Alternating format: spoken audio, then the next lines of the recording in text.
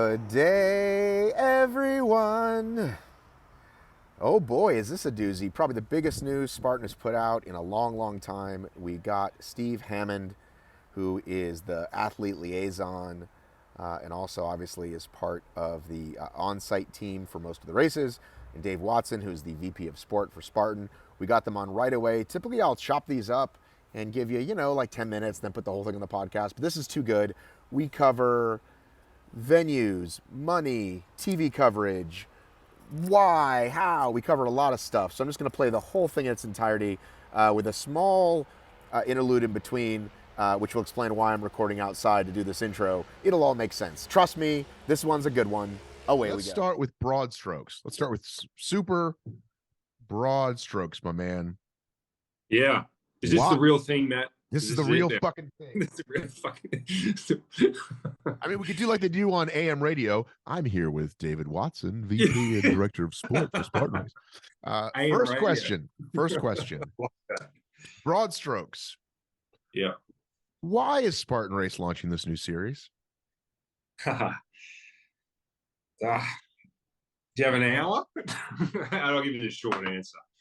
There's a lot of reasons, but the main reason is that you probably know it. I mean, like back in 2018, you and I were chatting about the short course format, about something we called Spartan Cross, and I was working on that for a while, and I really wanted to get that up in 2019, and we did get it up in a way. We did some cool tests, we did some, in Mexico, and we've done a few in the US over the years, and Cross, was made a great feature in Spartan Games. I think it was a really good part of those competitions. And what I'm saying is we've always believed in this as a format, as fast, as furious. I mean, Hobie Call, at least he used to, he'd call us up, and I know he had his own version that he really wanted to get up, so, I mean, he'd seen the value too, and I think a lot of people did. So it's just great to watch. I think for a lot of athletes, not all, and there's some loud voices at the moment.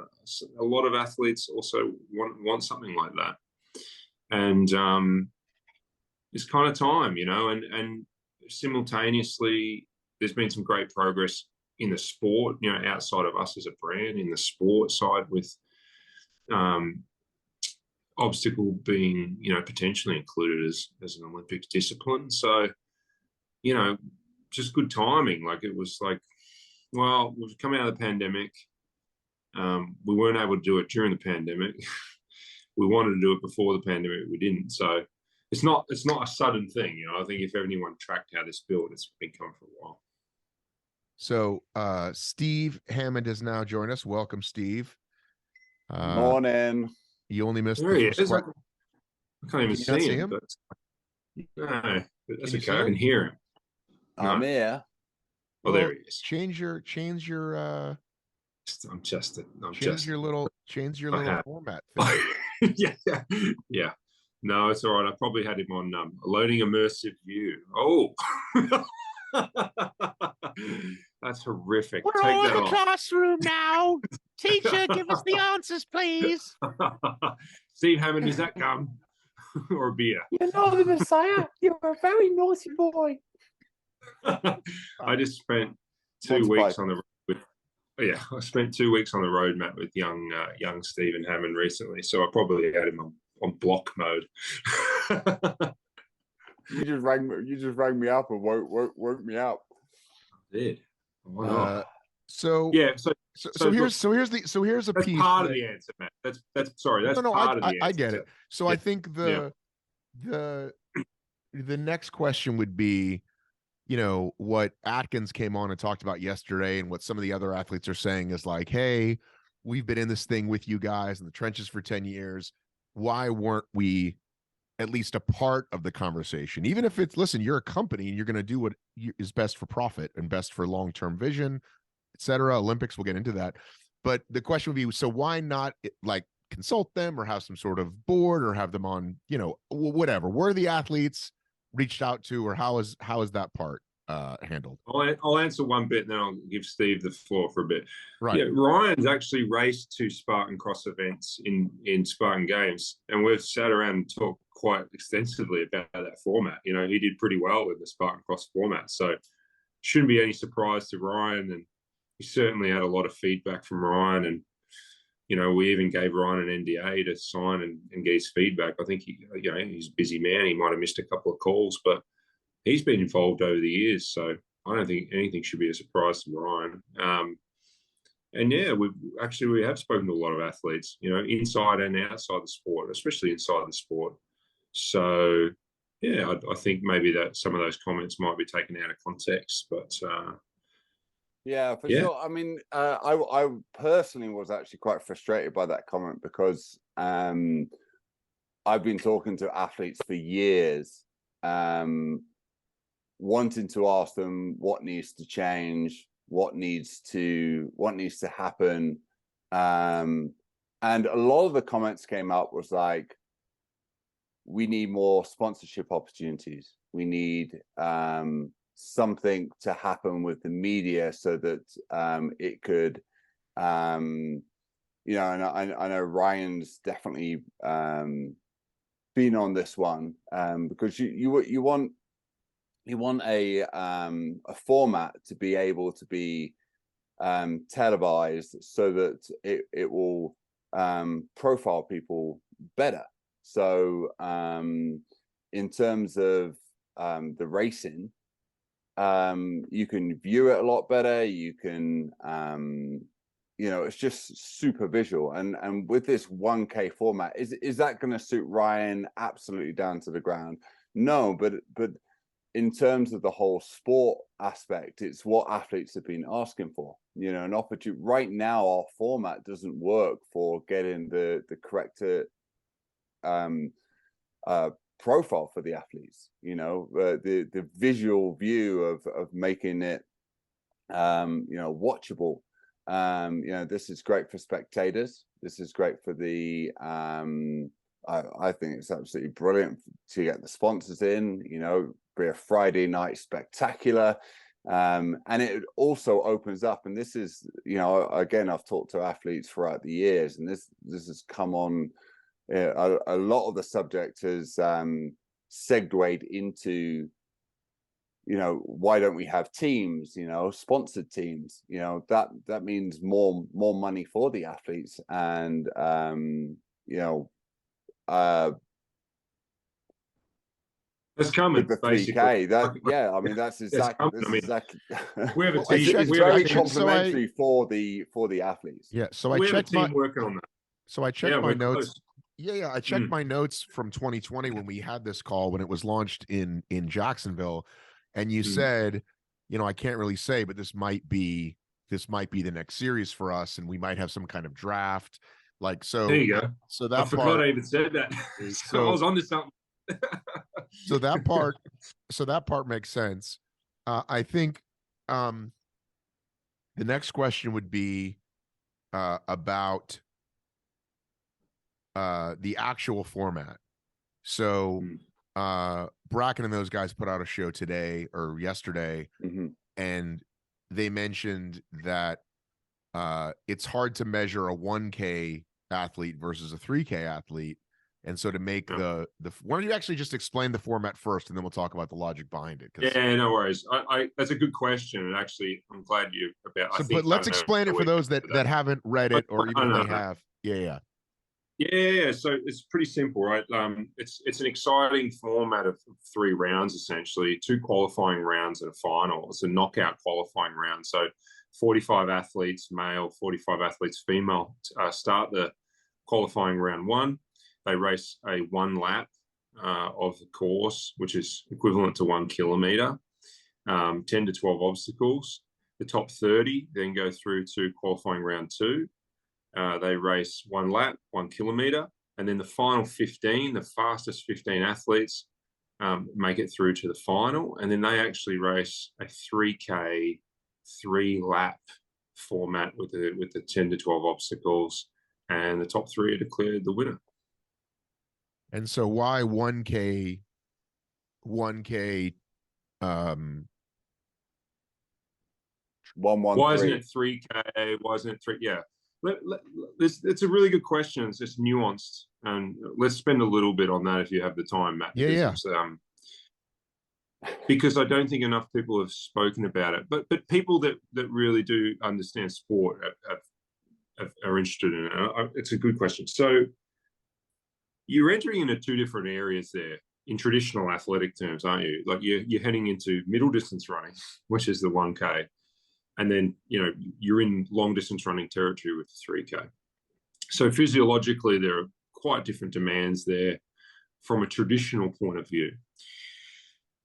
What we had to do is look at in the beginning, we built this as a 3K, one 3K race. So everybody shows up and runs one 3K race. The problem with that was many, but one of them is, how do you fit enough athletes in? How do you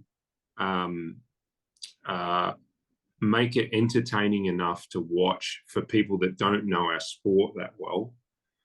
And separately, we're working on some pretty exciting things for next year in terms of coverage of this sport.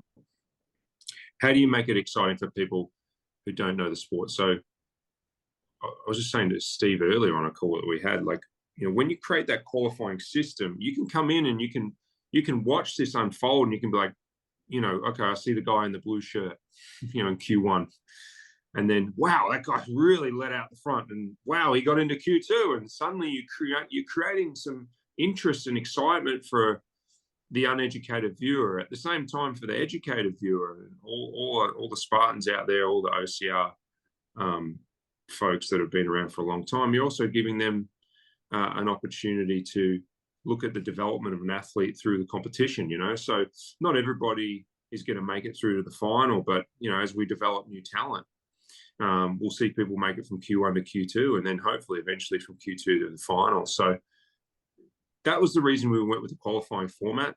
And then to your point about the 1K, it's really about time. It's about time in broadcast, and how much time it would take to do, rounds of 3Ks. It's also about, the physiological demands of that. And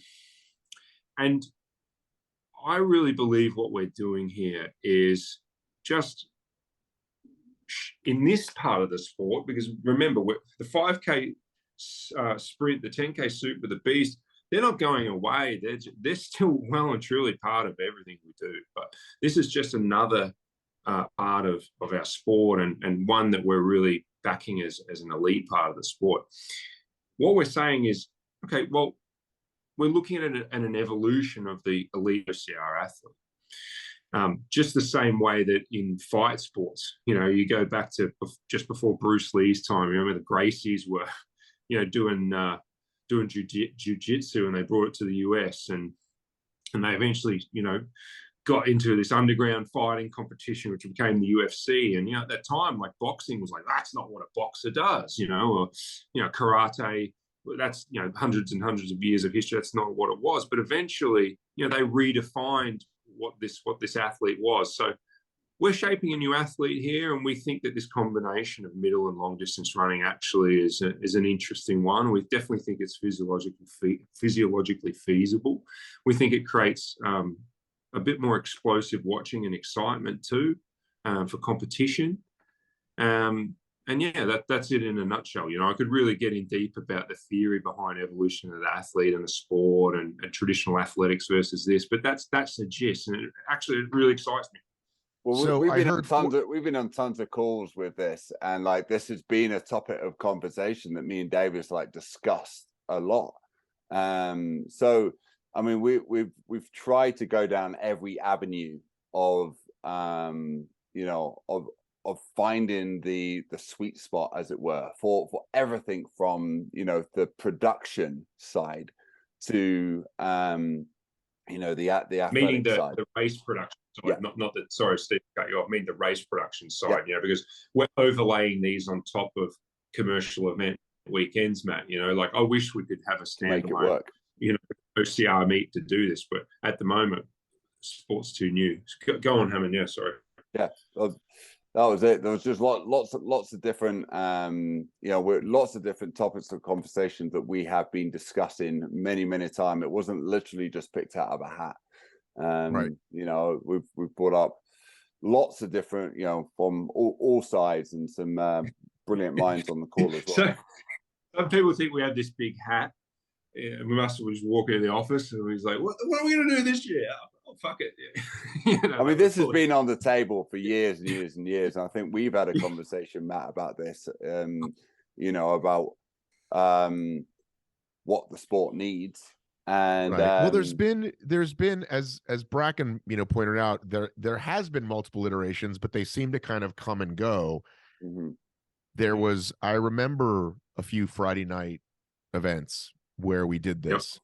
Yep. I remember lasers were introduced at a stadium event, and like there's been sort of these starts and stops.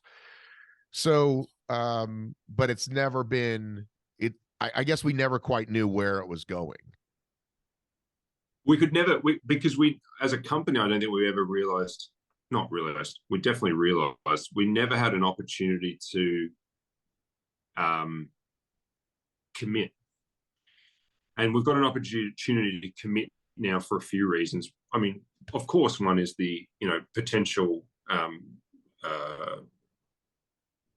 you know, benefits for the sport through an Olympic inclusion, whatever that format is. You know, we're pretty strong that an Olympic format of this sport should be this 3K format. You know, you can do it in sort of 120 minutes. You know, you start thinking about broadcast for it. You start thinking about the way teams can work. You know, all the angles that Steve mentioned, right? When you put all the pieces together, that's a good one. Another reason we never really were able to make it stick to, I think, is because in many ways we approached it from a commercial perspective, and that doesn't mean that a commercial angle of this sport, this version of the sport, is out. You know, in the coming years, I absolutely believe that this can extend to the age group and eventually the open category. I mean, I'll give you a bit of an exclusive. We're going to do something in Mexico in December, you know, where people will be able to try this format of the sport. You know, we're doing that because we want to see what kind of throughput we can get throughout, you know, next month, like 6 weeks from now. In December, yeah. December of this year. Yeah, this year, yeah. Okay, yeah. Where's that event? I'll wait for them to launch it, but it's in Mexico, and the guys are gonna put it out pretty shortly. Just check so out it's not at a race Mexico. that's already. It's not at a race scheduled to happen. I'm sure already? you can work it out, Matt. Well, no, that's what I was asking. If it's already at an established venue, then it's not a secret. Literally, right? It's on the calendar. That's not. I just don't think. I don't think they've put it out yet, and I don't want to jump the gun on them, and I want to let them make the announcement. But you know, we just got off a call about it the other day, and like, I'm all for testing this with the public because we want to do it. So I think that was part of it too, Matt. Going back to your question, you know, why did it ever stick? And we were still running another business at the same time as testing new products. You know, sometimes products take that many years to kind of come around, and I think we've finally found a format that works. So from the product side, if I'm a steeplechaser or I'm a ninja and I'm interested in doing this, is it going to be just on the website, like, boom, I sign up and then I get to be the 45? Yep. Basically, but you know, there'll be a lot of people out there who are like, I don't know, I'm never going to get a spot. Like, it'll sell out in 2 seconds. Was probably true, but you know, Steve and I are working on a seeding system for the top athletes that, you know, I mean, anybody racing this should be a top athlete for starters, right? You know, you'll see on the website, it will say, you know, that anybody racing this at a minimum should be able to run a 5K in under 20 minutes. At a minimum, if they don't run the race in N minutes, they will be removed from the course. Like, the standards are going to be pretty strict. Again, that's still not enough, because you could still get, like, someone asked me the other day, they said, like, Dave, well, what if I just got my, you know, team of buddies and we're all pretty fit. We're not great athletes, though.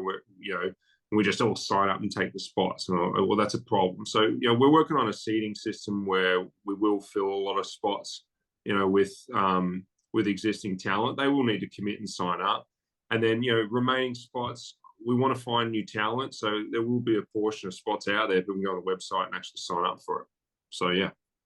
So there'd be a. I mean, we're still working through this, but there'd be a almost a priority system, to make sure that the athletes will have an option to or an opportunity to race. So like take someone like VJ. You know, you'd probably back VJ as someone that would be fairly decent at this format. You know, of the existing talent pool that currently races Spartan. You know, he's somebody that, looking at the stats and looking at his times and looking at the sort of athlete he is, yeah, it's going to get a call. Be like, are you in? Do you want to be in? Like, and he'll have that opportunity. Yeah, and I saw some stuff with BJ yesterday, and like super excited, about this format, and says some good stuff on his post. So there's some definite positive feedback about this format. Right, but I'm just again thinking about other people who either are already in the sport and are really fast, or again new to the sport. Like, is it new to the sport? How are you? What's the actual process going to be to sign up? That's what I'm trying to get at. It'll be on the website. You'll click it. We've got a new elite page coming, which really defines like the elite end of the sport. So there'll be an elite landing page. It's got all the elite series, it's got information on elite, links to rules, latest news. It's actually really nice what the team's put together. Right. But you'll be able to go in and choose an event. So, venue A, you'll see the 3K, and you'll sign up for the one heat. So people aren't confused. I talked about 2 qualifying rounds and a final.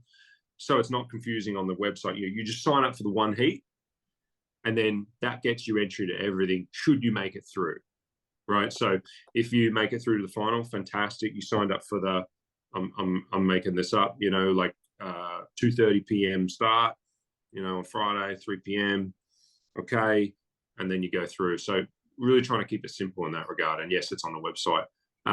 The other thing I wanted to mention, actually, Matt, to your question, which is important about people outside the sport, is we're really, I'm really happy and excited about the way the relationships have been progressing around the world with the national federations on the obstacle side, and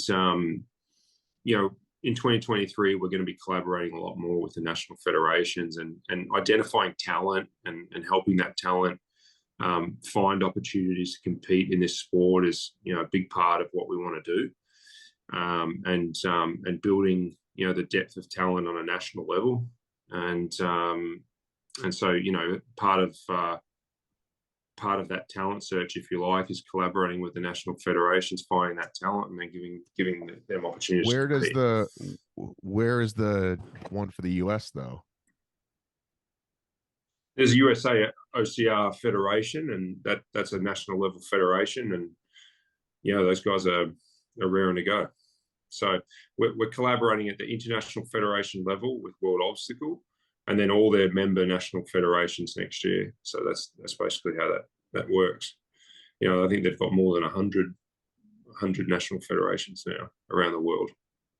In countries I know you they wouldn't have. even believe. I know they have plenty around the world because we see them, but we don't. Yeah. There was a USA OCR event a couple years ago.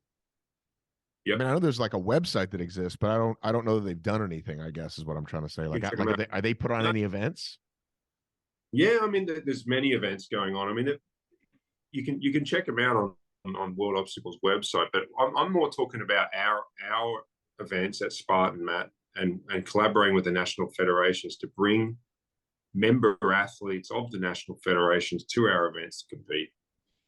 That's what I'm talking about. So, and I think that's a really interesting avenue for our sport to develop, because the national federations as organizations, and us as a commercial entity have slightly different structures there, and their purpose is to exist to further the mission of the sport. So is ours, but also a commercial operating business. So there's a nice synergy there. What will the payouts be the same as similar for the series, or what's that going to look like? Do we know yet? Yeah. we know. I can't tell you them yet because we're still got to. We're still working on 2023 budget, but we're trying to make the payouts more. Put it that way. Slightly different structure, probably not as deep, but more. Yeah. So, what do they pay now? Top 5? What do you pay now? Honestly, Depends.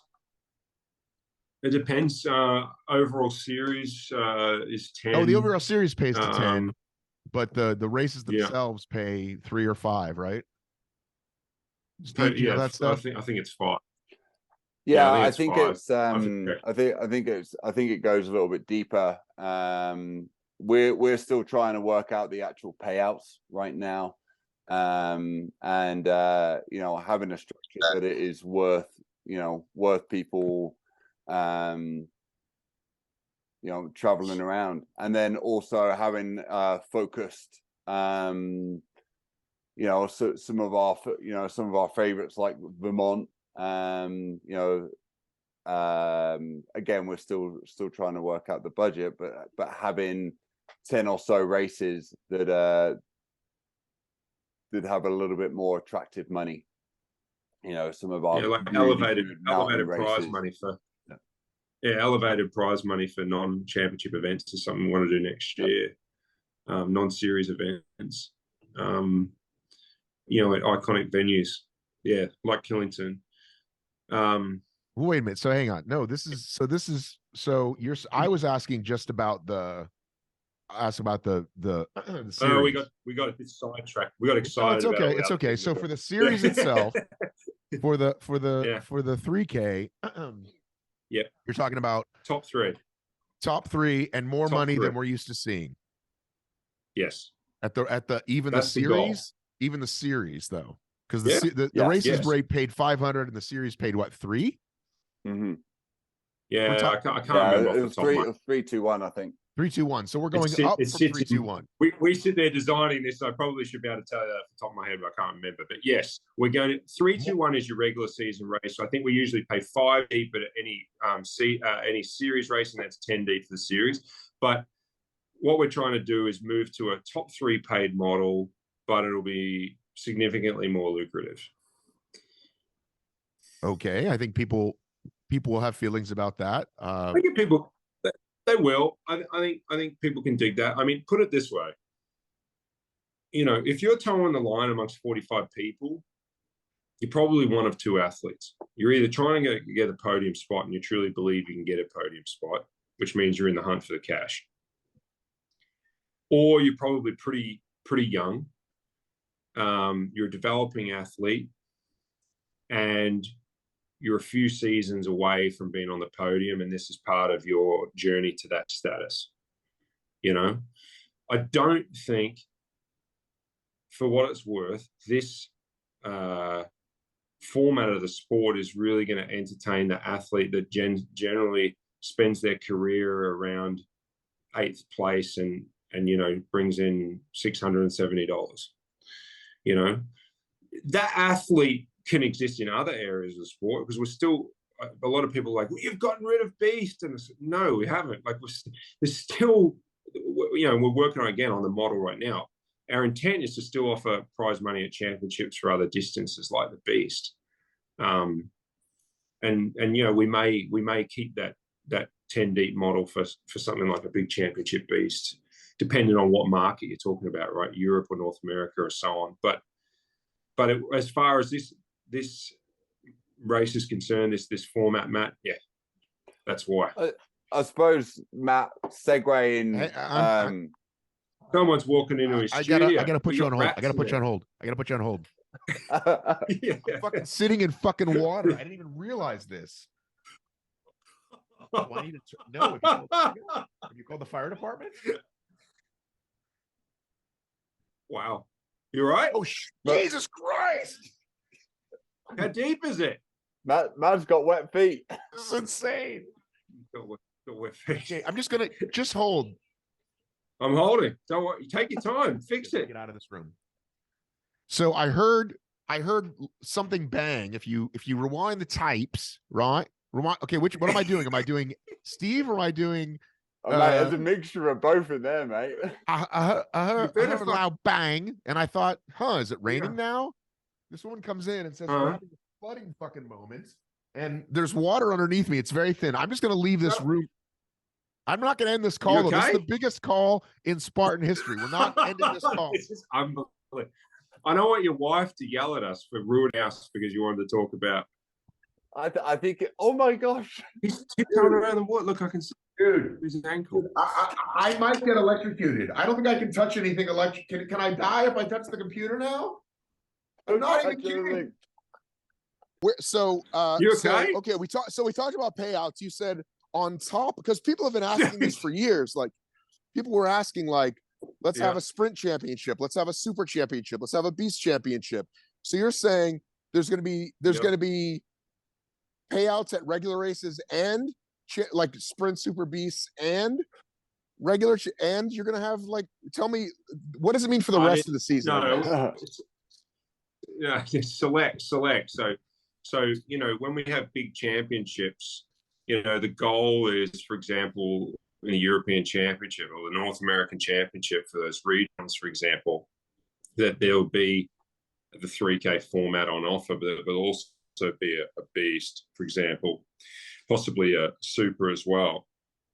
I don't know if we've lost Matt or not. Oh, there you are. Right. And so that's what I'm talking about. I'm not suddenly saying we've just added a sprint championship and a super championship. What I'm saying is that other, let's call them classic race lanes, will still feature in competitive environments. So, right. So, but what I'm saying is, this year, you guys stopped paying for every single race, which made sense. Like, listen, if there's 6 races, Sunday sprint, super, it's like we don't need to have like competitive payouts at every race. So that's what I'm asking for next. That's what I'm asking for next year. The goal is to continue with that model, because, like, I'd rather the competitive races have better prize money than the limited pool of cash we have spread over every single event. And then, like, that's what Steve was saying about next year. We're also trying to do something we've not done before, which is take a bunch of races in the regular season and elevate their prize money above what you would normally expect. Right. So I heard that part, but I'm asking for the 50 something races that happen this year, or the 60, whatever the US has. Are the payouts going to change? Are the payouts going to change? That's what I was asking. At this stage, no. I think we did about half the events in the US, maybe a little bit more, featured prize money this year. The goal is to sort of keep that the same. Okay. The next important question: should we assume that this series will start in the home of OCR, Jacksonville, Florida, next year? That's a well-asked question. It's such a great, by the way, it's such a great venue for this format. Motocross track, mud. It's very, it's a bit X Games, isn't it? I like that. I wouldn't assume it. It's certainly a good candidate, but I wouldn't assume it. Okay, Matt. I think to I see where you're going with the question. I think we're almost there with finalizing what races are where and when for this series, and for the interest of the athletes, so they can start training and start concentrating on that. We're going to release it as soon as we can. We do have that athlete's interest in mind, so that they can start focusing their efforts on on this format, and knowing when it's going to start kicking off. Look, I didn't specifically say that. That's well phrased by Hammond. Look, the thing is, we're nearly in November. Jacksonville's not that far off from an athletic preparation point of view, so we're very much aware of that window, and we want to give athletes as much time as possible. If that kind of gives you some hints and ideas of what we're thinking, But that said, Jacksonville is a great venue. US National Series next year is very much ready to rock and roll. I'm very excited about the age group series, especially with the new burpee rule. So, Yeah, we hadn't even talked about that. Honestly, to me, it's a no-brainer. Loops over burpees, Oh, as good. long as the Yep. as long as the loops are uniform as much as possible, and Yep. they're not a 10-second loop. It's a great idea. Yeah. Yeah, no course. Mickey Mouse loops, course. Matt. No Mickey Mouse Yeah, loops. No That's- fucking Mickey that's why I Mouse see- loops, mate. Yeah, sloops. That's what I say. Like, and I get people like social media is funny like that. It's just it's a way for like real time thinking to be expressed in writing. A lot Well, of the listen, time. and feel listen, I'm guilty of listen, real talk, I'm guilty of it too. I think I was very emotional on my call with Ryan yesterday. And part of that has to do with some of my frustrations with World Obstacle, which we don't have to get into at this time. But I will say, once we all take a breath, let's all take a breath. For the 99% of us, right? Sprint Super Beast, Ultra Beast, have a blast, do your thing, right? Yep. This Yeah. is for the Yeah. elites. And now trust me, I follow the elites for a living. I'm not saying I discount those folks or their opinions, because of course I want, and I'm very concerned about where the sport's going to go, and is this the future, is it not? And that's part of healthy debate. But yeah, for most of the people commenting, it won't even affect what they said. The thing that people want to say, that people is like, well, it's basically, it comes down to this, right? The future of the sport, right? This long-term look, which we all used to say from day one, like, well, what's the future? And now that those of us that have been around 8-10 years realize that the future of the sport doesn't include you anymore, right? Like, guess what? The future is like your kids, right? So it's hard, I think, for people to wrap their brain around that. And if this is the thing that quote unquote gets us into the Olympics, great, some people say. And then it's just a matter of if you think that's going to affect the bottom line. Like, is it cool to be in the Olympics? Yes. Will it bring in more people? We're not sure. And that's, I think, the part that I've always been on. When Joe stuck his tent pole in the ground 10 years ago, I'm like, maybe it's good, maybe it's not, maybe it doesn't make a difference, other than we think this is cool, right? Like, people know what you're talking about. Yeah, we love this sport, and we want to see it recognized, I think, is the big part of it. Like we've played in our own sandbox for a long time, and that's a good sandbox to play in. But like, when we talk about trying to cover the races and get athletes more sponsorship and have more prize money and have people make this their career, like, you can't do that in your own sandbox unless you have a sandbox like the UFC or the NFL, which takes a long time to build.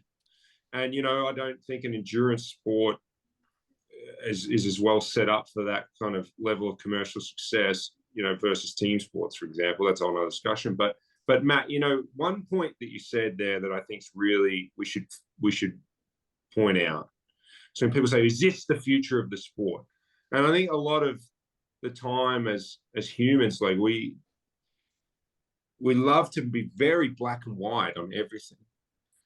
It's like, I say the answer is, the future of the sport is a variety of versions of obstacle course racing, because there's going to be obstacle course races out there, like Ryan, for example, that are brilliant over extreme distances, over 50K, over 24 hours. You're going to, and I want to see that area of the sport flourish as well, and we're working hard to amp up the 24-hour version of the sport. And over the last few years, after I joined Spartan, we really redefined what the ultra was. It used to be the old Ultra Beast, used to be sort of a kinky add-on, and it's really developing into a really strong community of its own sport. So, and there's some great athletes out there as well that are really good over those distances. So what I'm saying is that the future of the sport is a variety of distances. If one or two versions are in the Olympics, that doesn't discount other versions of the sport. The Olympics always don't feature every single sub-discipline of a sport. And I think what makes our sport stronger is to have a variety of disciplines and a variety of athletes that can do well. You mentioned that it's good for TV. What is the live coverage plan for next year? Yeah, so like I said, we're working on something that we've never done before. Like, I'm basically talking about a scale that we've never done before. We're right deep in the middle of the negotiations, the business end of that, so I can't talk about it right now. But the goal is, if you imagine significantly more professional and improved coverage, that's the deal. That's what we're trying to It's get. extremely exciting, put it that way. Bigger than NBC coverage? Well, NBC was different, right? I mean, that was a produced that was a produced TV show that's a little bit different. That wasn't kind of just, we're talking about sport. Old No, school I agree. I Yeah. prefer sport over documentary style. Trust me. Yeah. But you just said we've never done before, so I was just kind of. Oh no. The idea of Matt is definitely sport coverage. I just mean at a level that we haven't, like in the past. I'd say around the 2018 period, we were working on trying to get satellite trucks out to events and having more professional coverage and having vision switching and having a truck and a team and a producer, and it's fucking expensive, man. Like I spent 15 years in TV. Like it costs a lot of money, especially sport. But I think we may have found a way for us to revisit that world, and so that's what we're working on right now. We want to bring this to everybody. We want people to enjoy this. I mean, that's great news. I hope so. Do we get it shut off? So. Thanks. Are you being kicked out, Matt? No. Like we got guys who are working on this space. So this is an amazing co-working space. I've been to many different versions, and this one's a very cool one that was built and designed by this guy in the neighborhood, and it's got some cool stuff for people in the neighborhood, and it's got that cool studio that I use. And they were trying to get the water main shut off, and they asked if I knew how, and I said, A, no, B, there's got to be somebody around here that does. And sure enough, there's guys that are like already building stuff here that did. So anyhow, well, I think we covered all the big questions, and I'm glad we were able to do this quickly because everybody's freaking out and commenting, and I'm going to put this out right away because I know people are dying to hear these answers. Yeah, I think the key aspect is we do have the athletes' interests, like absolutely. We have the sports interest as well, and obviously the business, and like we love the sport, Matt. I love the sport. That. My like passion is seeing people do well. That's I'm always I love the Jack Bauer prediction contest. Like I'm invested in. You're winning the prediction contest. It's fucking rigged by luck, but well, you're doing quite well as well. But I mean, that's my point. I'm dedicated to this sport, and like this has been on our minds and our hearts for a long while to try and elevate this, and we now have an opportunity to be able to take this sport to the next level, where I feel it has been stagnant with not being able to get the athletes proper sponsors, without getting the athletes proper money. This is within everybody's interest of the sport, and something we're insanely passionate about. If you're a fly on the wall in some of our calls, we do, like me and David and everyone else, we hash out a lot of stuff, and get very passionate about it, and we've gotten to some very heated discussions. It's fiery. It's good though, like we should probably, maybe one time we'll have to edit it probably, but we'll get you in, Matt, and we can, like, maybe we cover one of these things. Like they're really fun. Like, like you spend 3 hours on an innovation call about sport, and like there's all sorts of debates that you can imagine. Like they get super deep, and someone brings up some obscure rule of some sport that went extinct in the 19th century, and it's like everything. Like we cover all the angles, and it's a lot of fun. But very, very excited about where the future of this is going. And it's not to say that, you know, the mountain running aspect is dead. Absolutely not. I mean, God, no. That's one of, you know, it's one of my it's one of my passions.